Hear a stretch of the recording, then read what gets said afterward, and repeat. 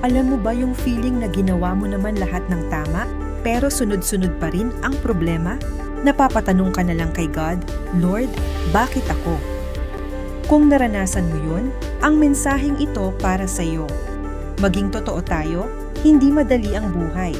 May heartbreak, may failures, at may pagkawala. At minsan, parang tahimik si God. Pero sabi sa Biblia, sa mundong ito, magkakaroon kayo ng kabighanian. Ngunit magbunyi kayo, ako'y nagtagumpay sa sanlibutan. Ibig sabihin, hindi sinabi ni God na walang problema, pero sinabi niya na may pag-asa. Paano kung ang pain na nararamdaman mo ngayon ay may purpose pala? Sabi sa Romans 8:8, alam natin na sa lahat ng bagay gumagawa ang Diyos para sa ikabubuti ng mga umiibig sa Kanya. Hindi sinabing some things, kundi all things. Kahit yung sakit at disappointment, ginagamit ni God yan para sa ikabubuti mo. Ito ang kailangan mong marinig ngayon. Hindi ka nag-iisa. Psalm 34:18. Ang Panginoon ay malapit sa mga nabibigo ang puso at nagliligtas ng mga napipisa ang espiritu. Kung nasasaktan ka ngayon, mas lalo kang nilalapitan ni God. Hindi siya lumalayo sa pain mo. Lumalapit siya dito. Kahit feeling mo iniwan ka na ng lahat, may promise si God na hindi niya kita iiwan. Hebrews 13:5. Hindi kita iiwan at hindi kita pababayaan. Hindi sometimes o pag okay ka lang, never.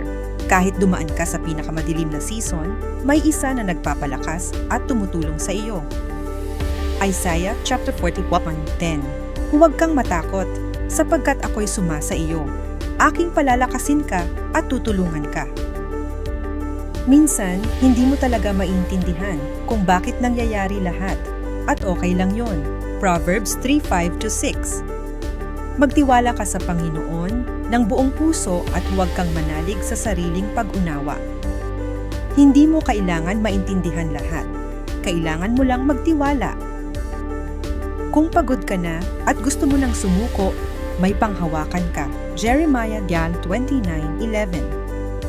Sapagkat alam ko ang mga plano ko sa iyo, mga plano para sa ikabubuti at pag-asa.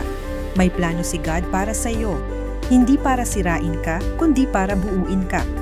Kaya ngayong araw, sa halip na magtanong, bakit ito nangyayari sa akin? Subukang itanong, God, ano ang tinuturuan mo sa akin? Humawak, manalangin, at magtiwala sa Kanya. Sapagkat sa pagtatapos, siya ang hindi kita iiwan ni pababayaan. Hindi ka niya iiwan at hindi ka niya pababayaan.